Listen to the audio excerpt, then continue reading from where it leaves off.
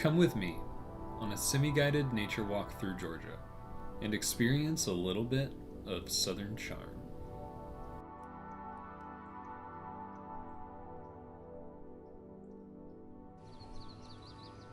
Our journey through Georgia starts along the Atlantic coast at Skidaway Island. Skidaway Island is just one of the many barrier islands that line Georgia's coast, but it makes for a perfect spot to start learning about Georgia as a whole. Although it's an island, there's a lot of diversity in plant and animal life here. The meeting of saltwater marsh and forest is responsible for much of this diversity.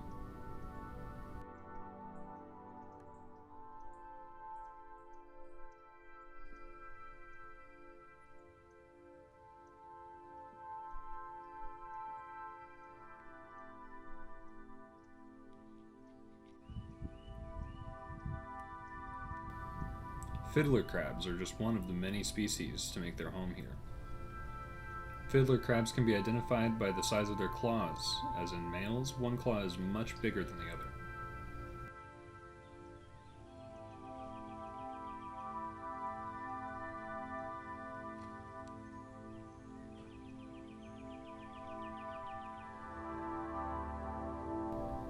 They get their names because the big claw looks like a fiddle that they play whenever they dance.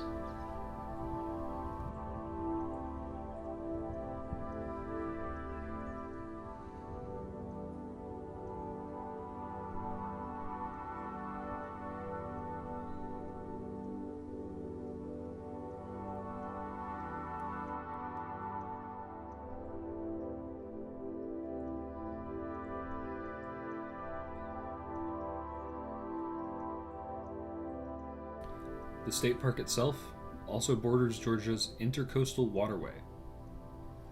The waterway runs along Georgia's coast from Florida all the way up to South Carolina, connecting smaller waterways, providing easier travel to inland ports, and functioning as home to many of the same animals that are found on Skidaway Island.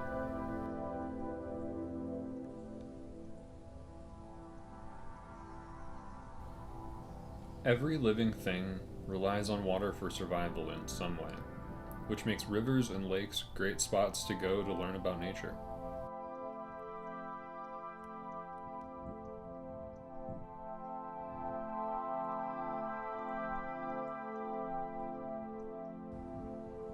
The water systems of Georgia have been used for fishing for centuries, and the largemouth bass has been one of Georgia's most consistently caught fish throughout that time.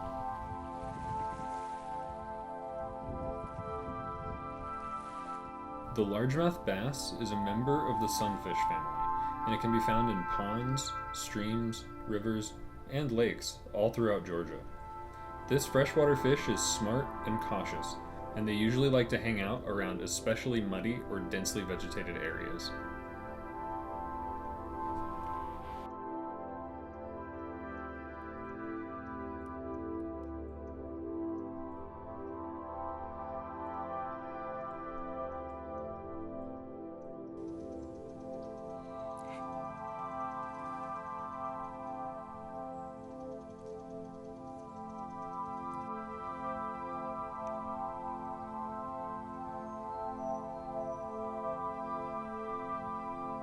Ferns have been around for a long time, with some of the oldest ferns existing over 300 million years ago. In fact, they are one of the oldest types of plant. Keep your eyes peeled because they can be seen all over Georgia. Ferns reproduce in a pretty unique way, by releasing bunches of spores that are stored on the undersides of the ferns. Ferns are pretty hardy, and can be found growing on all sorts of things, like on land, in the water, out of trees, and even on rocks. Their preferred environment is usually a nice, shady forest floor, so they are quite literally everywhere you look out here.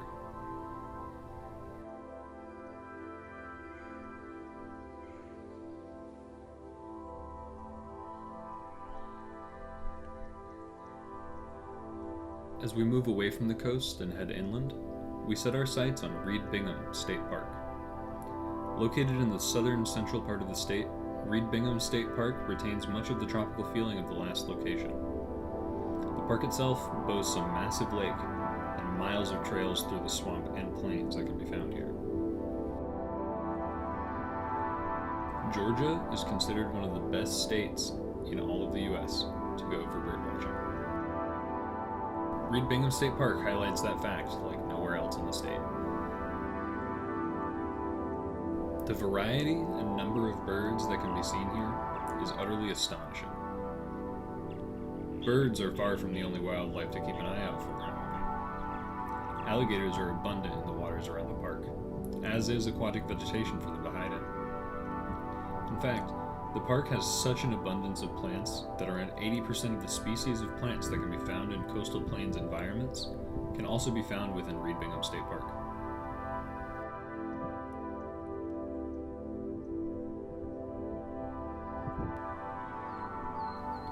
There are several types of water-dwelling birds that can be seen in this beautiful state. The most commonly seen and well-known of these are, of course, ducks and geese. Egret and limpkin can also be seen on occasion. You'll find at least one of these gorgeous birds on almost any birdwatcher's list.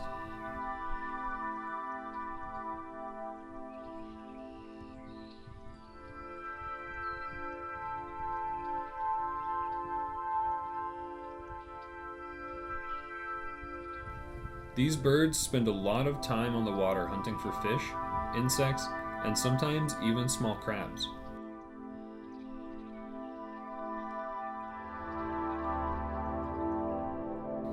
They employ a few different hunting techniques, including stationary hunting and mobile hunting. Stationary hunting is when a bird will walk or float slowly along the surface of the water, striking when they see movement. Mobile hunting requires much more precision, as birds will fly along above the water, waiting for prey to make itself visible, and then they dive and attempt to catch it with their talons.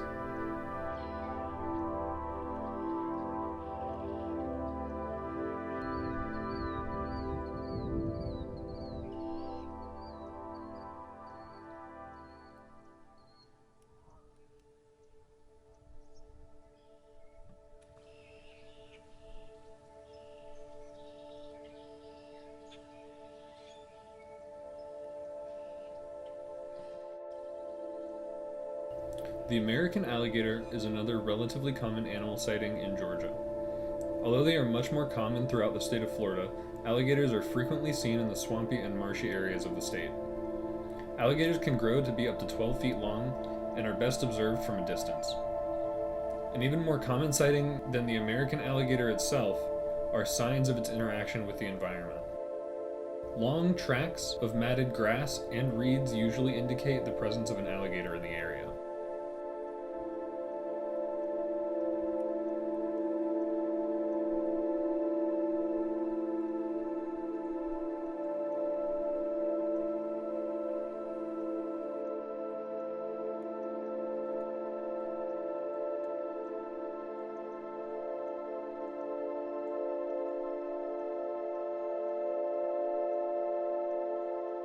This gorgeous state is filled with forested areas.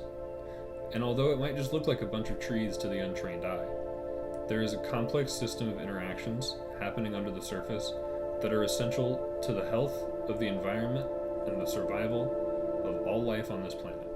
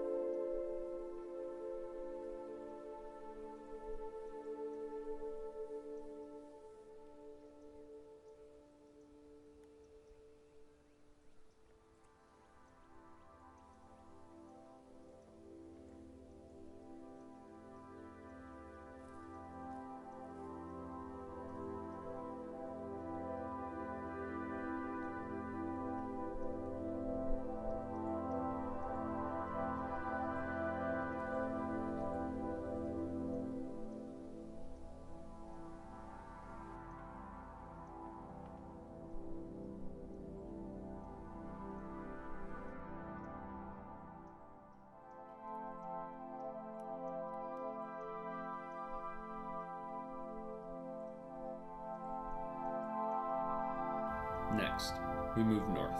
to the middle of the state, and we find ourselves at Panola Mountain State Park.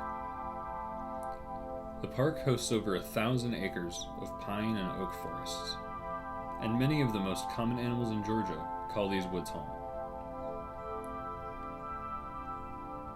Deer, foxes, and coyotes are just a few examples of some of the more common large animals that can be found in this part of the state.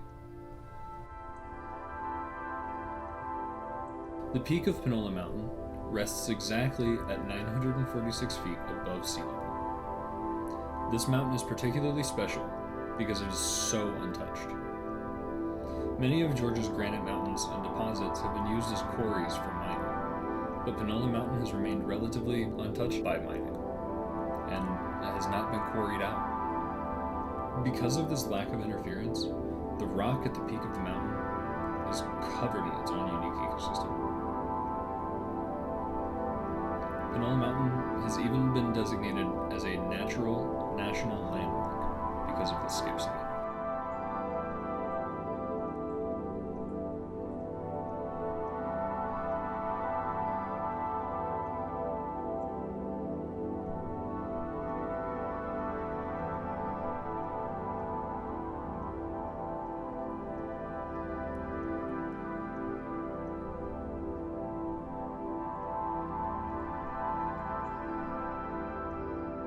Every forest can be broken down into three major parts: the canopy, the understory, and the ground layer. The canopy is the highest layer of the forest, the tallest, most dominant plants in the forest, which is usually mainly trees. This layer collects the most sunlight, blocking large amounts of it out from the layers below and allowing these plants to dominate the competition for resources. It also provides shelter to many types of animals, like birds and squirrels who like to nest in the tops of trees.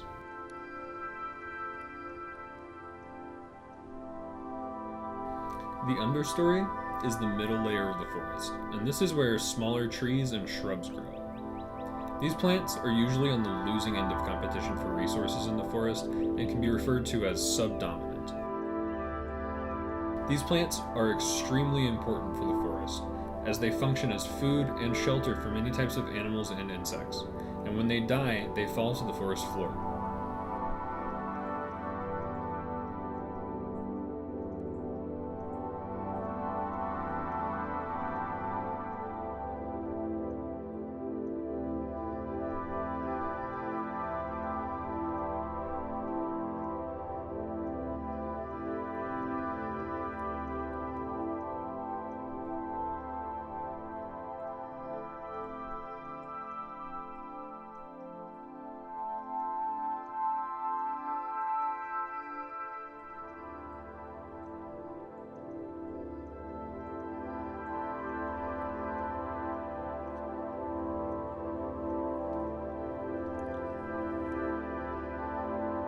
The forest floor is the lowest layer of the forest. It's made up of all the small plants like grasses, ferns, and ivies, just to name a few of them. This is also the level of the forest floor where decomposition happens. Essentially, decomposition is the process that nature uses to return nutrients from dead things back into the ecosystem. Scavengers, insects, and mushrooms are all key players in this process, as they repurpose nutrients from these organisms for their own needs. The scavenger's waste will eventually become fertile soil, which can sprout new life. This process happens everywhere on Earth, but the forest is a great place to see it in action.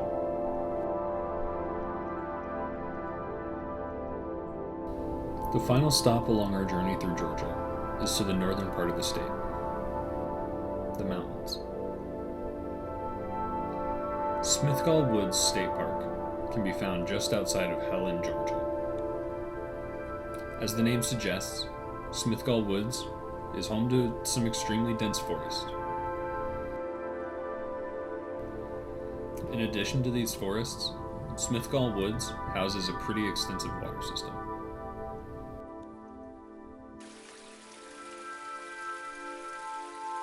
There are several smaller streams running through the park, with the main one being Duke's Creek. Gradually, these smaller streams will open up into a much larger waterway, the Chattahoochee River. This river flows through the entire state of Georgia, and many communities of animals and people rely on the river as a source of food, shelter, and of course, water.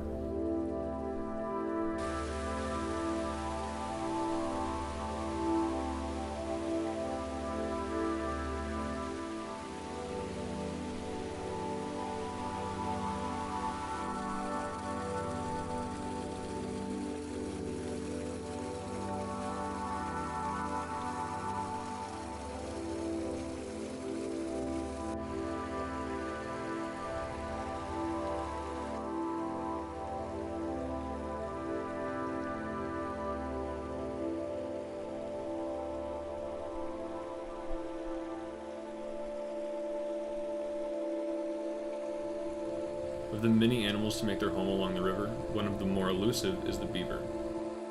It's a rare treat to spot a beaver, and a privilege that I won't get on this trip.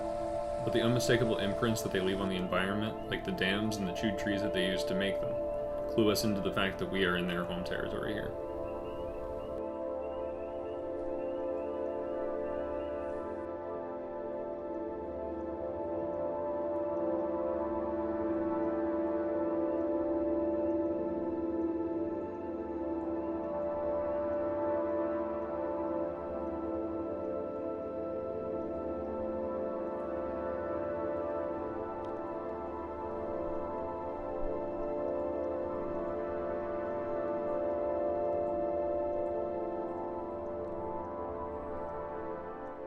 Connected to the waters in the park is a waterfall by the name of Duke's Creek Falls.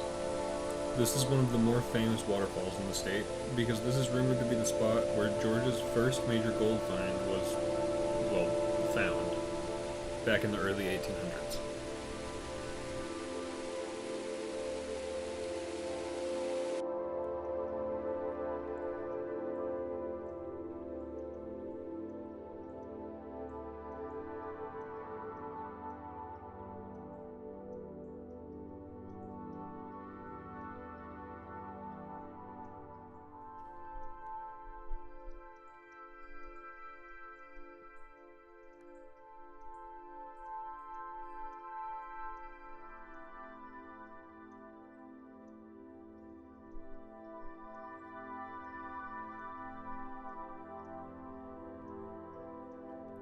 If you take the time out to visit a state park, you're bound to notice all of the recreational facilities accompanying the natural spaces.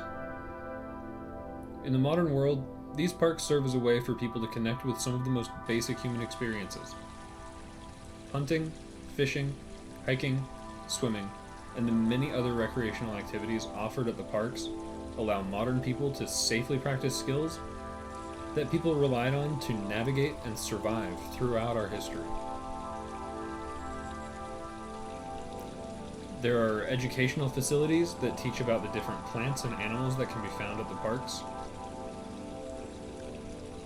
Benches for families to rest at, and playgrounds for children to enjoy are common sights as well.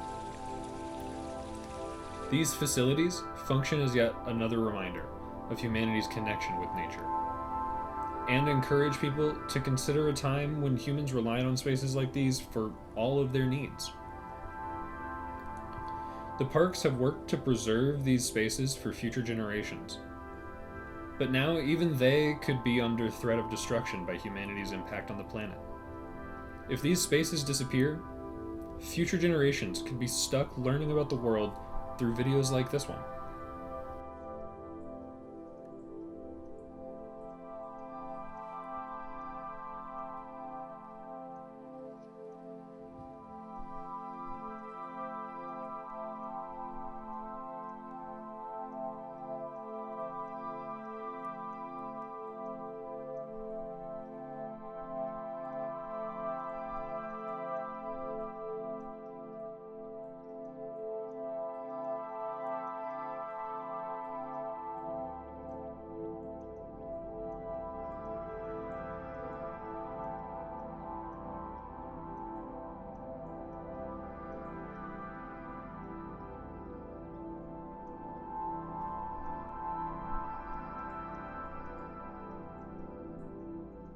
Thank you for coming with me on this nature walk through Georgia. I hope that this experience has shown just how important it is to get outside. The natural world is under constant threat these days, and it's more important than ever to engage with nature and learn about it. People might not always have these opportunities, but right now, experiences like this are everywhere, and all you have to do is look. So get outside. Utilize the facilities at your local state parks.